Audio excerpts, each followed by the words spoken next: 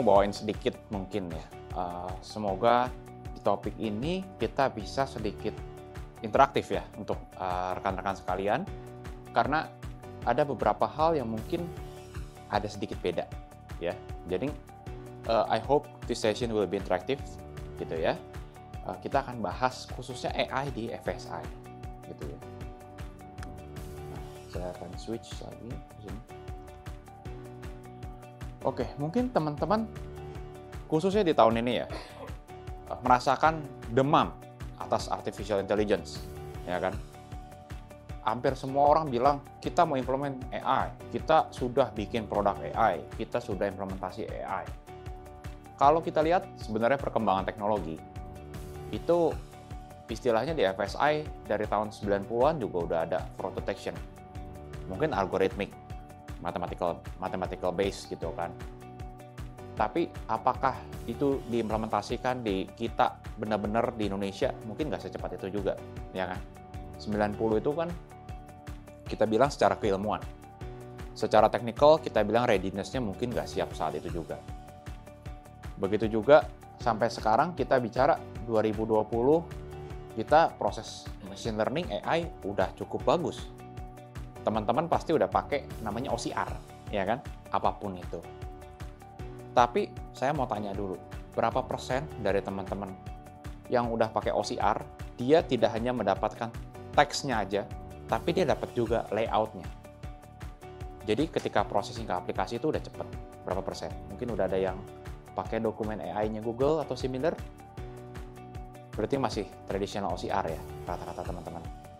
Nah, dari situ aja udah kelihatan kan, gimana teknologi adoption itu banyak pertimbangannya. Karena OCR doang itu cepat, gampang. Untuk lebih dari itu susah. Sekarang kita bicara 2024 generative AI, LLM. Gitu ya. Ini in general kita di Master System melihat dari customer-customer kita di beragam sektoral itu untuk implementasi AI biasanya ada beberapa permasalahan. Mungkin ini kalau relate sama teman-teman direnungkan saja gitu ya. Tapi kita melihat biasanya ada dua.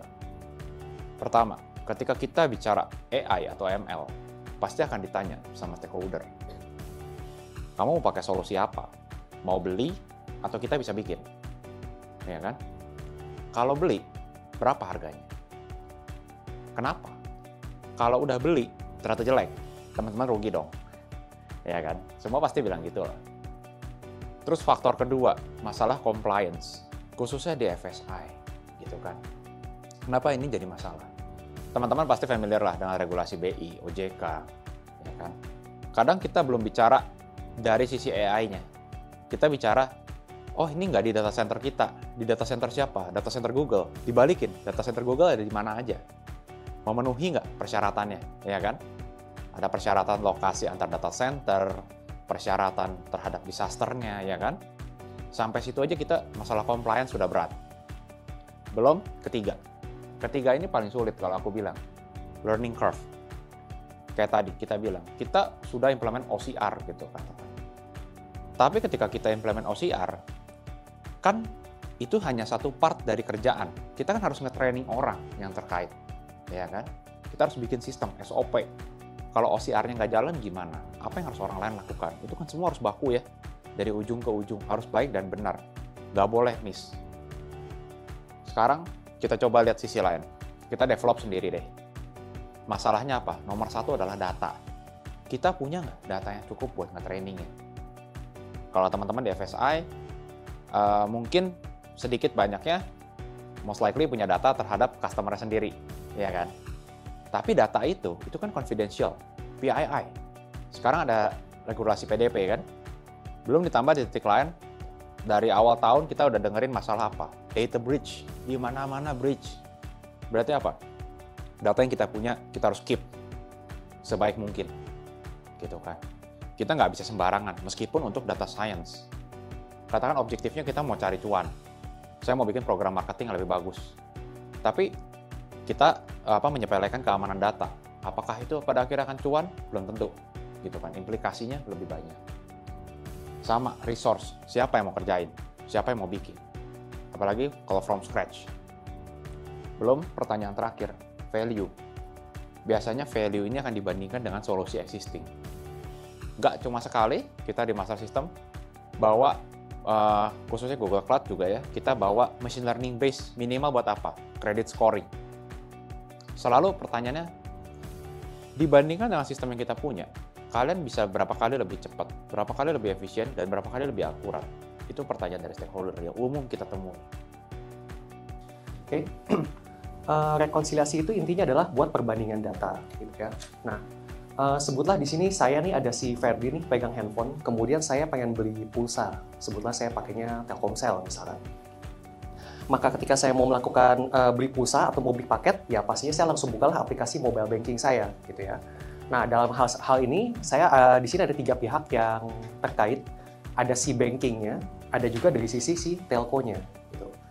Ketika saya melakukan transaksi, maka di sini saya melakukan transaksi klik di mobile banking saya.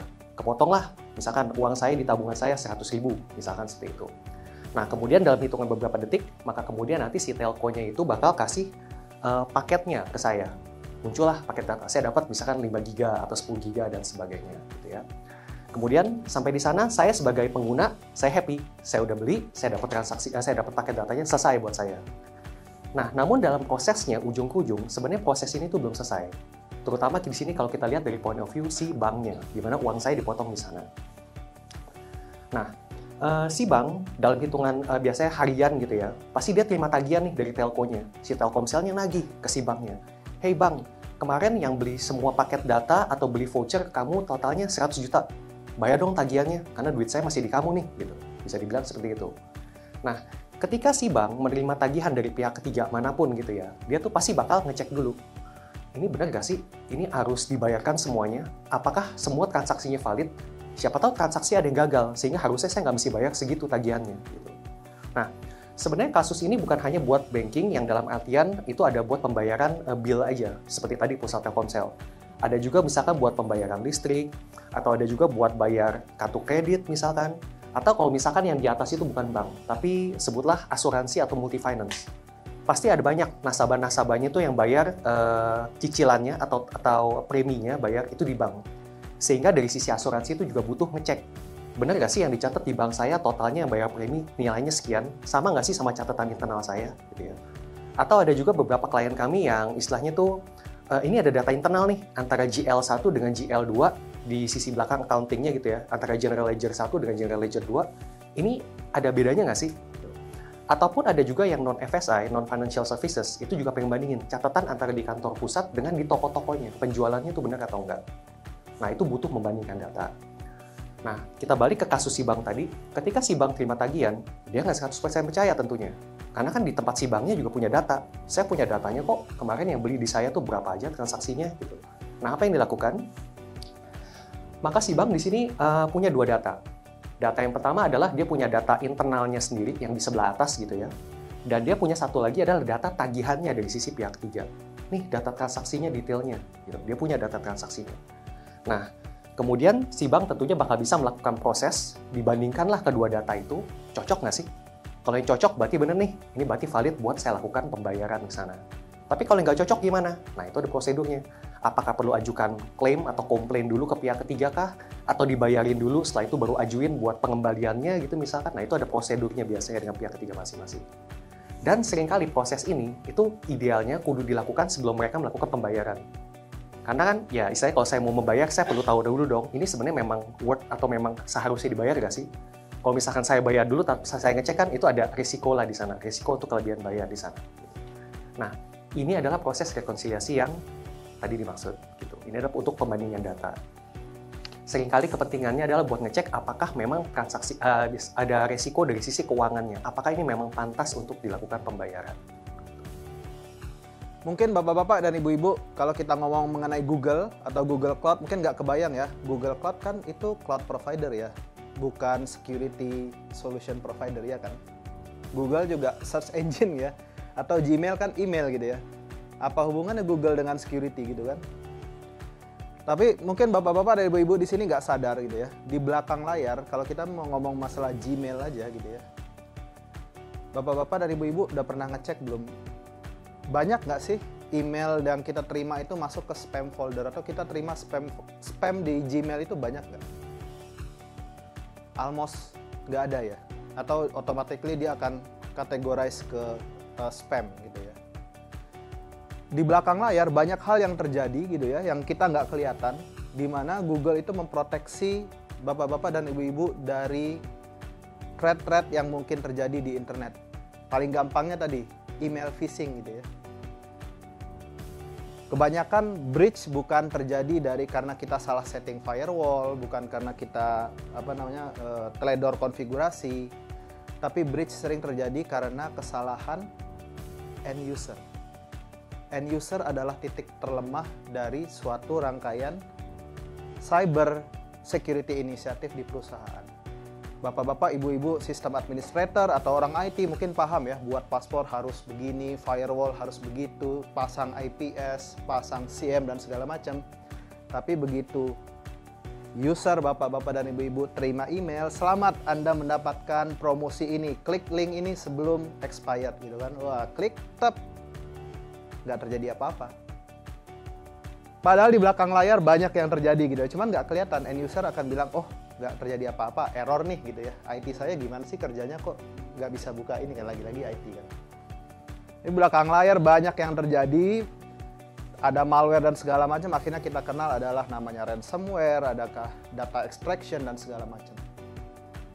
Itu yang kita coba proteksi. Jadi di email Gmail sendiri ada phishing protection, di malware di Chrome itu ada namanya safe browsing. Kalau tiba-tiba bapak-bapak, ibu-ibu ngeklik suatu link yang mencurigakan, ada layar merah ya. Pak, ini setnya nggak aman, yakin mau dibuka gitu ya. Nah itu balik lagi ke masing-masing ya, mau dibuka atau enggak. Pokoknya kita udah peringatkan gitu ya. Dan terakhir, kita acquire juga yang namanya VirusTotal di tahun berapa saya lupa.